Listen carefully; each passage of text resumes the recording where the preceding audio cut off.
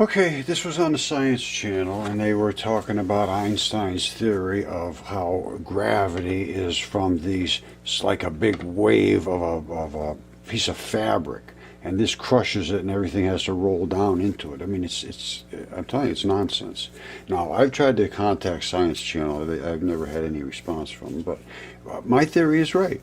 As every time you have a positive and a negative like this, and it's moving through space, and they are, and they concuss with these things that are just floating around, because these are light particles out here too.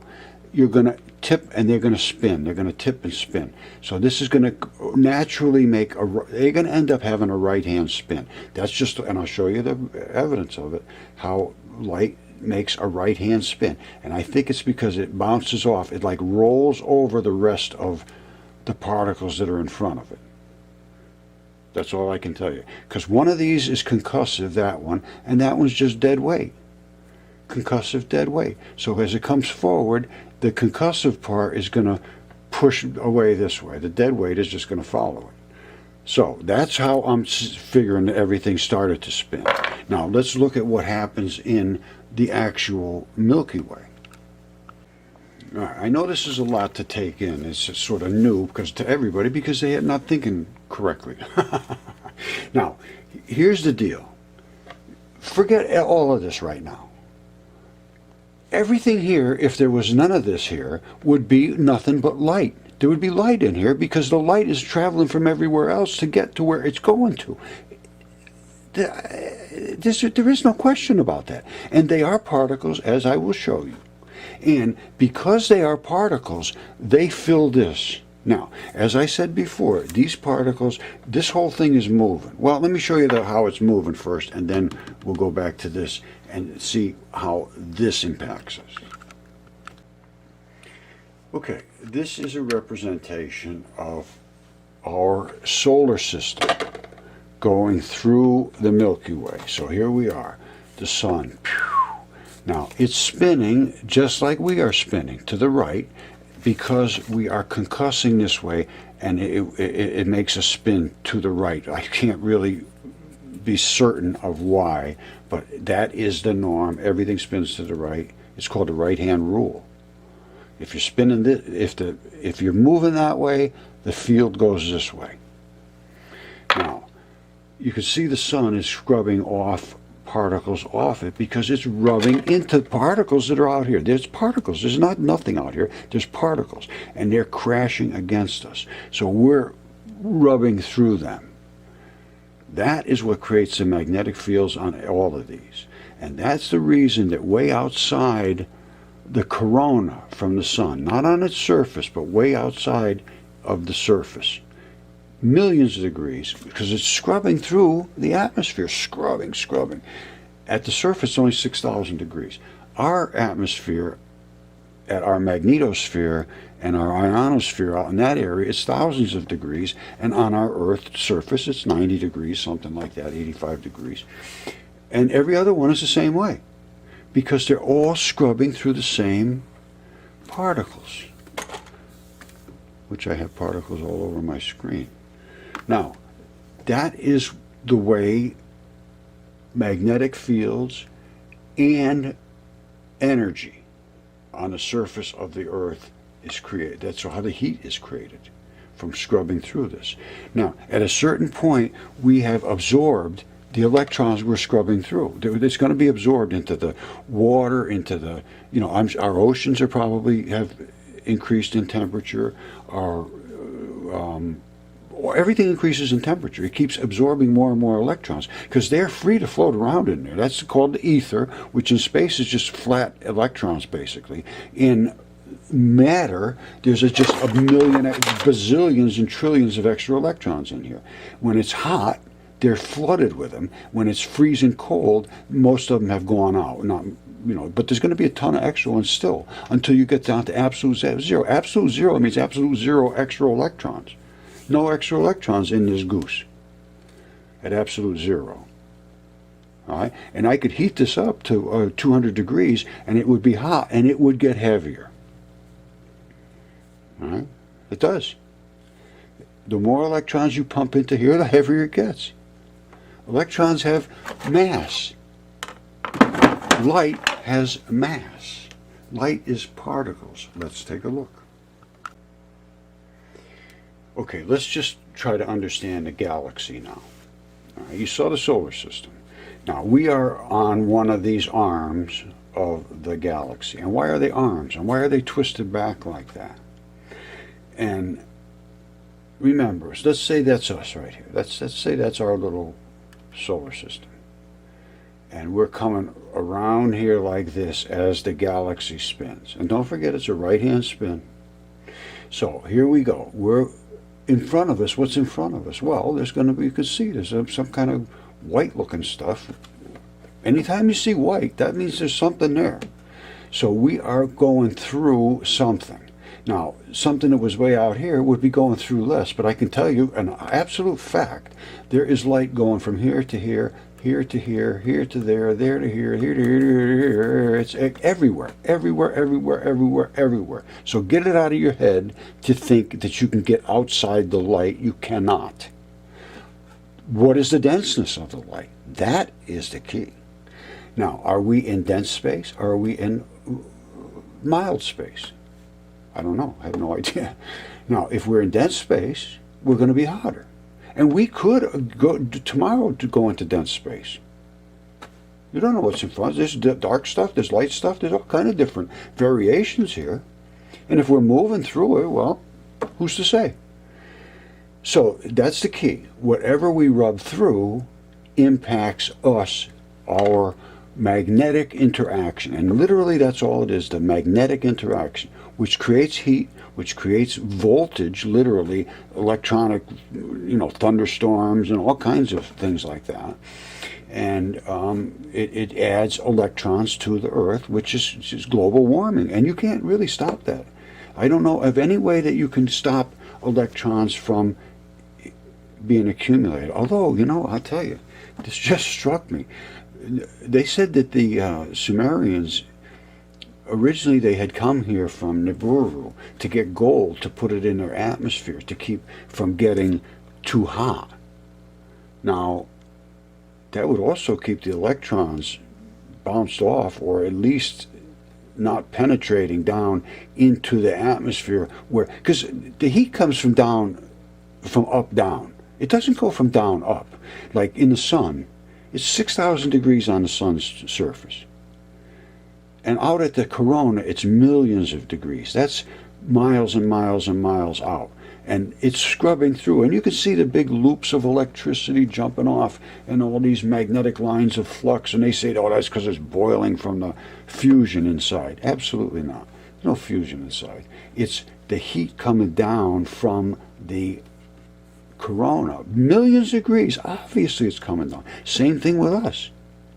Our temperature is coming down from our magnetosphere, ionosphere, the scrubbing area out there. It's thousands of degrees. Obviously it's coming down. I think we just need to really start to think a little bit more about, at least to think these things through. If I'm wrong, I'm wrong. But everywhere I go with this, I keep getting better and better feeling that I'm right and righter. So I think it's time to see if I'm righter or I'm wronger. But that's all. Costs you nothing to think. Okay, I believe in a minute here I'm going to get it kind of deep into what light is and how it interacts and so forth. But let me just give you a quick idea. This is a pulse red laser. You can see it's accelerating. That is the actual particle. The particles come through the Venturi accelerated. They crash and they create these. As they slow down, you can see the particle. You see this? Black and white, black and white. Only the white has energy. The black has no energy to it. And I'm going to show you that in a very extreme close-up. All right, here's the way I want you to think of it. These are the particles that are coming through here. And when they have to force themselves into the Venturi, which is a tiny little slot here, that creates concussion of all these particles, bam, bam, bam, bam, bam, bam, and they want to own a field around them. At that point, the black particle, which is part of this same electron, these are back-to-back electrons. Positive, negative is an electron. But only the negative has the explosive power. The black part, you see these little black dots? You see them all over? They just get out of the way. The white explodes, and that was what you see as the glow. The dark is the carrier. So it just, they're together, and they sort of go together, but when they hit something, the black just sort of rolls to the side and then comes back later. And the white one does the job. So to me, that's an electron. And to me, every proton is made out of a mass of electrons. And there's a certain frequency that they vibrate at, boom, and it becomes stable. And a proton is 1837 of these particles, which are electrons. And a neutron, add one more, and it becomes neutral at 1838. So, as you start to go through the periodic chart, instead of 1 and 2 and 3 and 4, you got thousands, 2,000s, 10,000, 50,000, 200,000. That's how many particles really are in each one of these. You know, because they start small. The hydrogen's small. You know, it's supposed to have one proton and then one electron and so forth. But so that would still be 2,000 particles right up in that area. And it starts there. And then when you get up in these heavy particles, woo!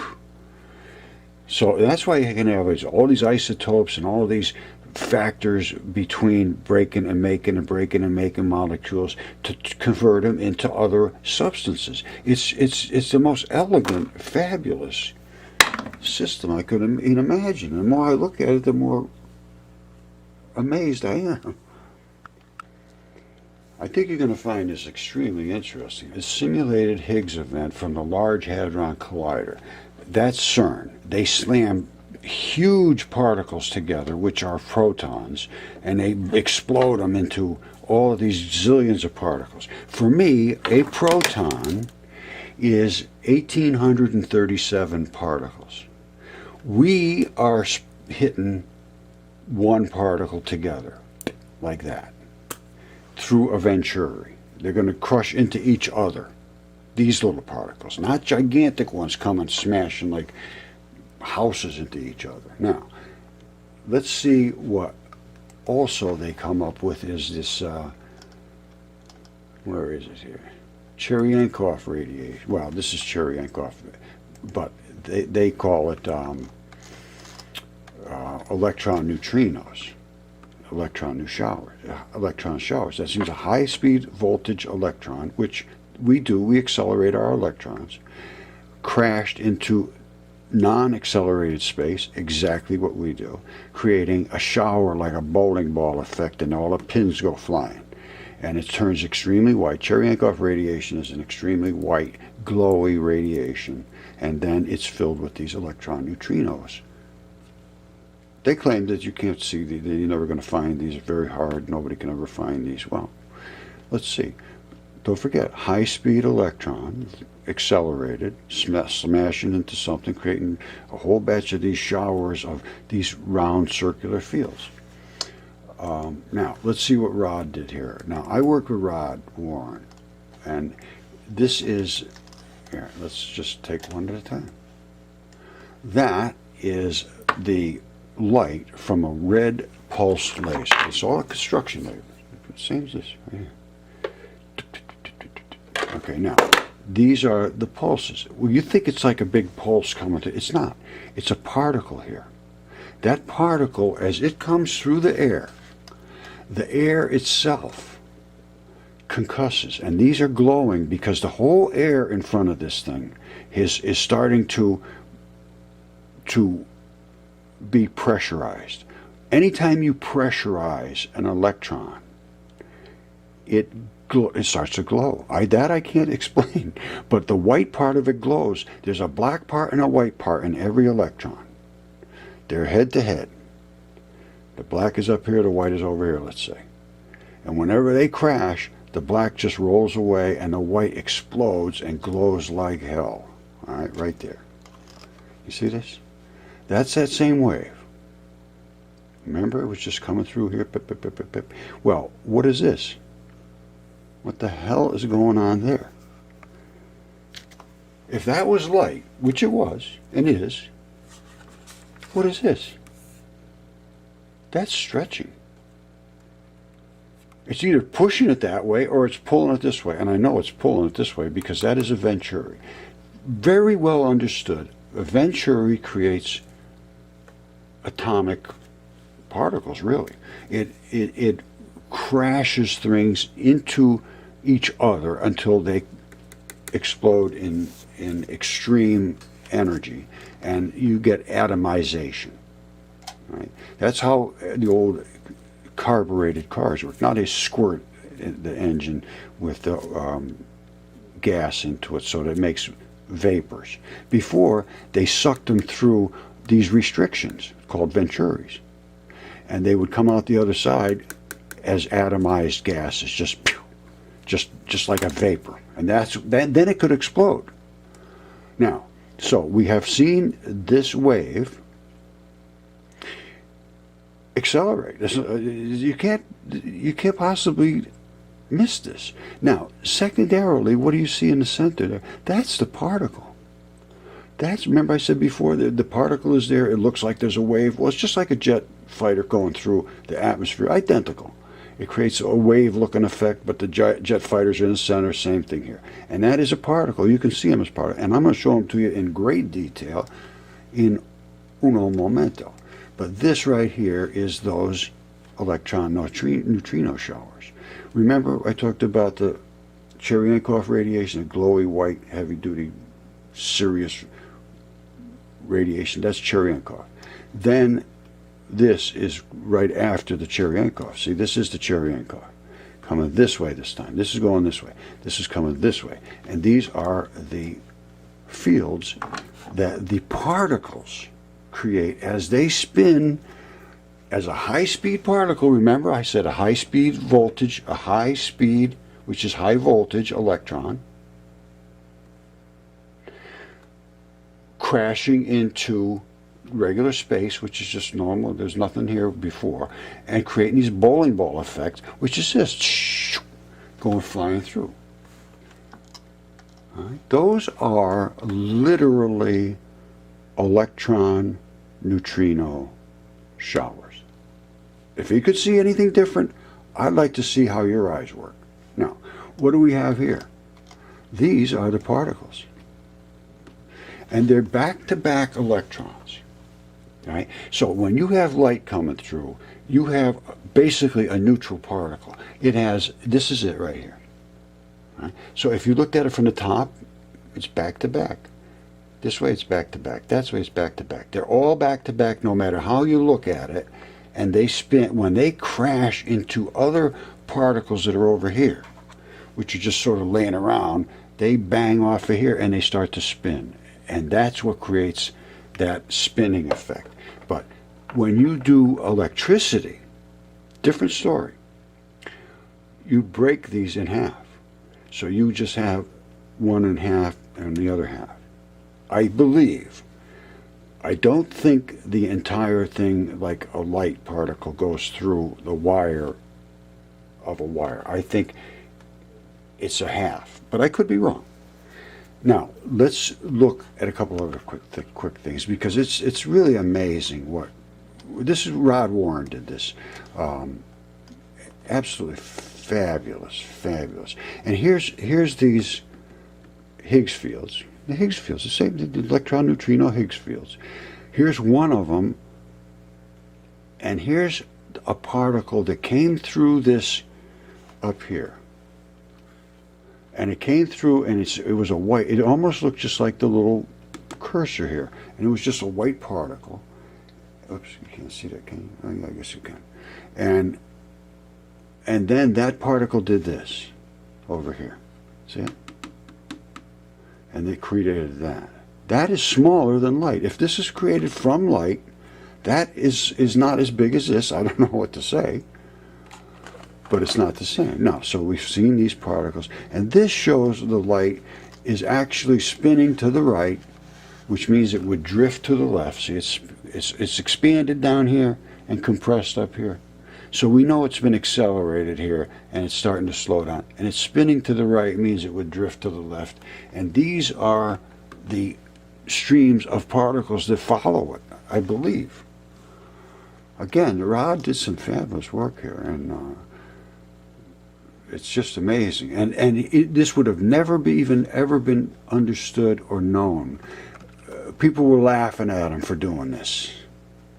And when I saw it, I knew exactly what it was. Everybody said, "Whoa, what is this guy doing?" Whatever. And when I presented this, I believe it was Stanford. I'm almost 100% certain. Well, every one of them did the same thing. Oh, that could be anything. I'm not interested. I don't want to see this. And I said, I can tell you exactly how it happened. I can explain the whole thing. No, I don't want to care. I don't care. Go somewhere else. And that's about every single thing, unless you agree with what there's. And then they just say, oh, yes, you're right. I'm right. I was always right. So have a nice day. There's no engagement to anyone that's outside their realm that brings something forward. And nobody outside their realm is going to bring anything forward like this, because this is what happens to them. They get slammed and destroyed. You can have all the evidence you want. I have DNA certified evidence. I have CAT scans. I have everything. That's a goose. That's a goose's head. So, oh no, that's a rock. Yale refuses to look at it. So no, that's a rock. We don't want to see it. Don't bring it down here. I said, that's a bone. No, that's not a bone. Yes, it is. That's a bone. No, it isn't. We don't want to see it. Yale, Harvard, every one of them, same thing. And then I have the DNA test to go along with it, and I have CAT scans, and I have every specimen, and I have an anatomist verification. I have everything. So don't ever expect to get any truth from a mainstream science. It's really, now in my opinion, it's not a single thing I can find that's right. I see nothing right. You tell me something is right. Not a single thing. Zero. They don't know what the earth is made out of. They don't know how light works. They don't know how energy works. They don't know how gravity even works. How does something falls to the ground? No clue. The magnetic field. Why is the corona millions of degrees and the surface 6,000? No idea. Totally lost. The sun. Same thing with the earth. Why is our magnetosphere and our ionosphere very, very hot? And the earth is, extremely cold compared to that. No ideas whatsoever. They have no idea about this dark energy, dark matter. It's nothing more than what is out in space. It's light. It's on its way to get somewhere. Absolutely incredible.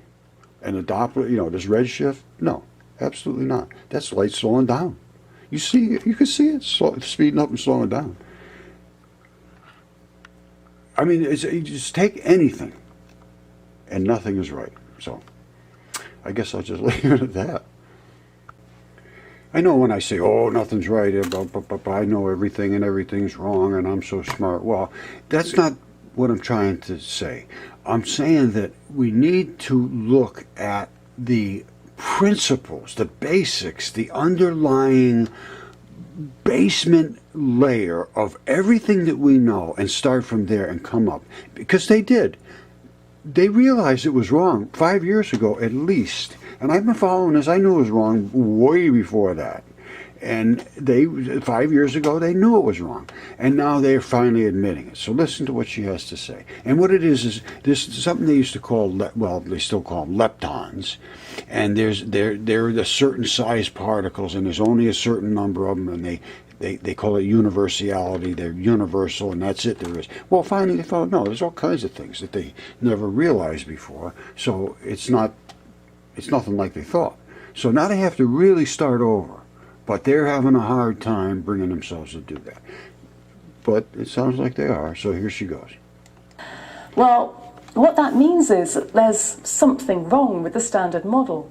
We found the crack, finally, in our understanding of particle physics. There's absolutely no way that we can explain this observation with our current understanding. In fact, the only way we think we can explain what's going on is if there are new particles in the universe associated with new physics processes beyond those that we understand. All right, which is true. They have no clue. I mean, seriously, honestly, they're just totally lost because they're looking for new particles, like they're looking for one big new chunk or something like this. It's not. Everything is made out of the same particles, and they are these little tiny buggers. And everything, look, see, everything's made out of them. See, they attract everything, even my goose's head. Now, that's the key. Everything's made out of these little particles. So you can have a chunk this size, you can have a chunk this size, you can have a chunk. Every size can be represented here. Now, there's certain chunks that are stable, and those numbers, hydrogen is going to be close to 2,000 particles, and there it becomes pretty stable. And helium is going to be like 4 times bigger than that. So that's going to be like 8,000 particles. And then they go up like crazy from there. Because as you start adding neutrons are 1,838 particles each. There's a whole new way of thinking, and they know this, and they all say the same thing. They've all come up to say the standard model's gone. Case is closed. We got to start over. Well, I've already started over, and I think I can explain it quite well by taking every particle is a single particle, all right? And every particle is a plus and a minus. That's a plus and a minus. We call it an electron. Half of that is the negative, half of it is the positive. The positive does not have any explosive power. It is a carrier. It is in its resting state is the same as the explosive state. It has no explosive state. The white particle part of this, though, in its resting state is similar to the black part. It's just sort of no big deal. But once you smash it into somebody else's white region, they explode. And the harder they hit together, the exploder they explode. That's just the way it works. The white, and I show this very carefully. I think I've already shown it, or I will show it for sure. All right, thank you. I love you all.